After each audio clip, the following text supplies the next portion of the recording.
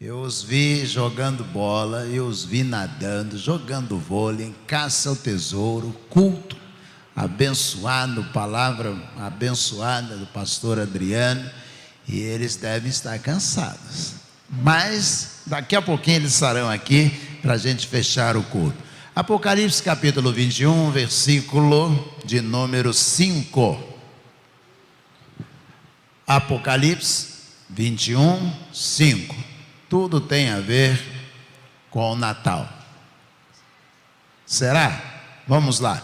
Apocalipse capítulo 21, versículo 5 diz assim: E aquele que estava sentado no trono disse: Eis que faço novas todas as coisas, e acrescentou: Escreva, porque estas palavras são fiéis e verdadeiras. Amém?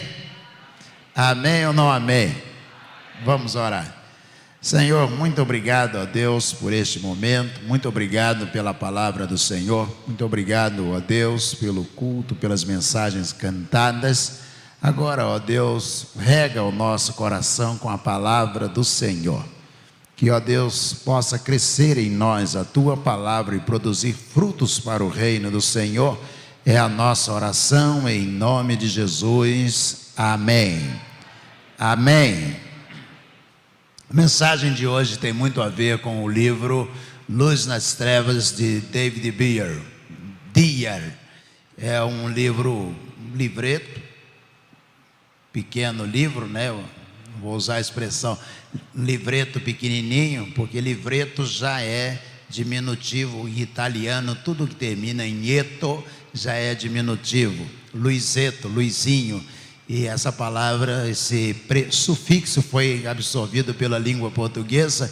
Então, um livreto já é um livrinho, já é um livro pequeno. A gente já está falando de um livro pequeno. Esse livro, Luz nas Trevas, David Dyer fala sobre o começar de Deus, o recomeçar de Deus. Então, na teoria, na ideia de David Dyer, Deus, quando criou o universo e criou a terra, a gente pensa assim, 7 dias, e depois já deu o homem e tal. Mas Deus, antes da queda do diabo, na visão de David Dyer, Deus havia entregue a terra, estava sob a administração de um anjo de luz, Lúcifer.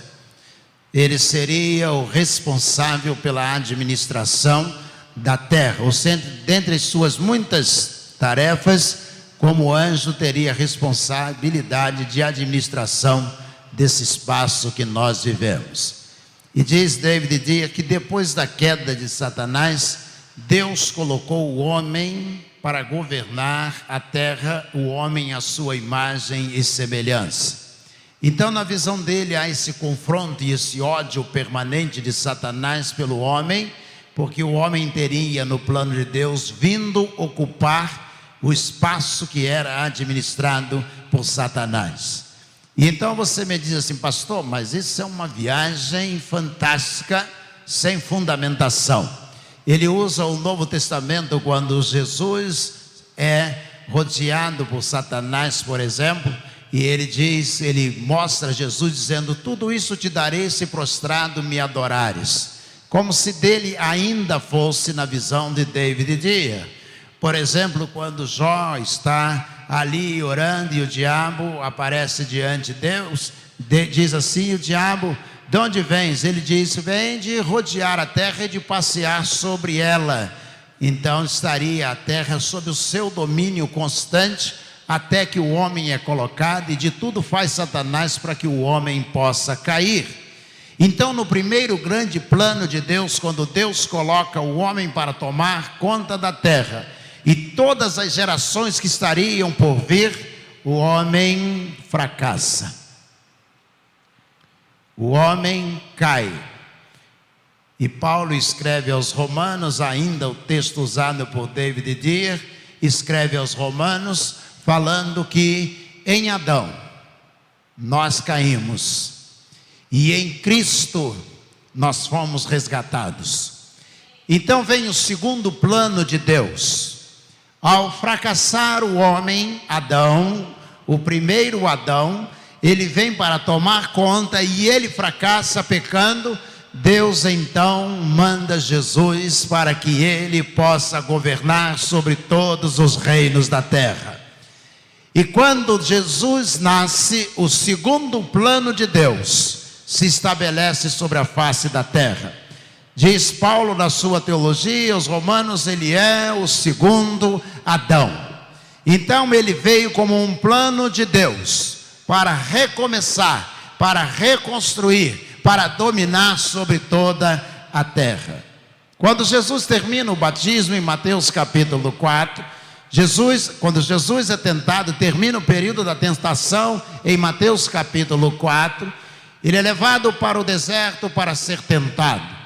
Ou seja, ele vai passar pela mesma experiência que Adão passou. Ele vai passar pela mesma experiência que o primeiro guardião da humanidade deste mundo passou. E sabe o que vai acontecer? O diabo diz a ele, ainda em Mateus capítulo 4, antes da grande tentação, diz a ele: se você transformar essas pedras, você é o próprio Deus, transforma as pedras em pães. E Jesus não estava ali para obedecer o diabo, mas para reinar sobre ele. Jesus disse: nem só de pão o homem viverá, mas de toda palavra que procede da boca de Deus. Ou seja, eu não estou aqui para fazer aquilo que você está mandando, mas eu estou aqui para fazer aquilo para o qual o Pai me colocou neste mundo. E eu vim não para obedecer a você, mas obedecer ao meu Pai. E aí o diabo diz: mas está escrito, levando até o alto, diz: se você se jogar daqui, ele dará ordem a respeito de ti, e os anjos te acolherão em seus braços. E Jesus diz a ele: eu vim não para que os anjos pudessem me socorrer dentro dessa realidade, mas eu vim para reinar sobre você. Eu vim para dominar você. E eu não vou me lançar daqui de modo algum. Levou-o ao alto, um ponto mais alto, e disse: tudo isso, se você me adorar, eu vou entregar a você, será seu. Ele ainda se manifestava como se fosse dono de tudo. E Jesus olha para ele e disse: somente o Senhor teu Deus adorarás, e somente a Ele servirás.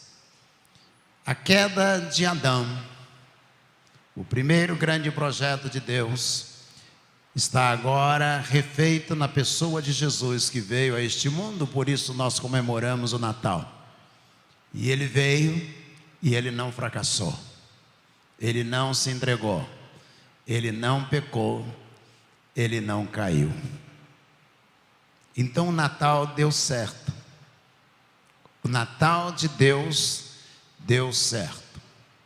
Deus começa o Velho Testamento exatamente assim no livro de Gênesis. No princípio, lá no princípio, criou Deus os céus e a terra, mas começa com a palavra Gênesis. Ou seja, começa com o princípio, lá no princípio. O Evangelho de João começa também assim: no princípio era o verbo, no princípio. E Deus então ele vai refazer este plano de domínio sobre todas as nações.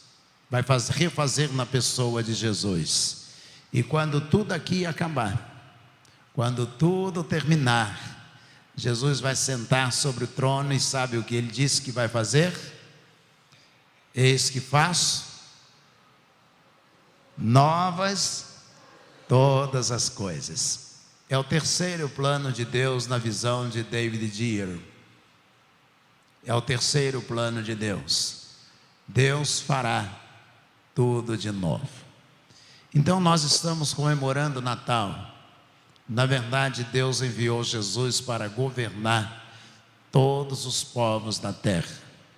O apóstolo Paulo escreve aos Filipenses, escreve também aos Colossenses, consciente de que um dia todo mundo vai ter que dobrar o seu joelho diante de Jesus e toda língua confessará que Jesus Cristo é o Senhor. Todos, o reino das trevas terá que se dobrar também.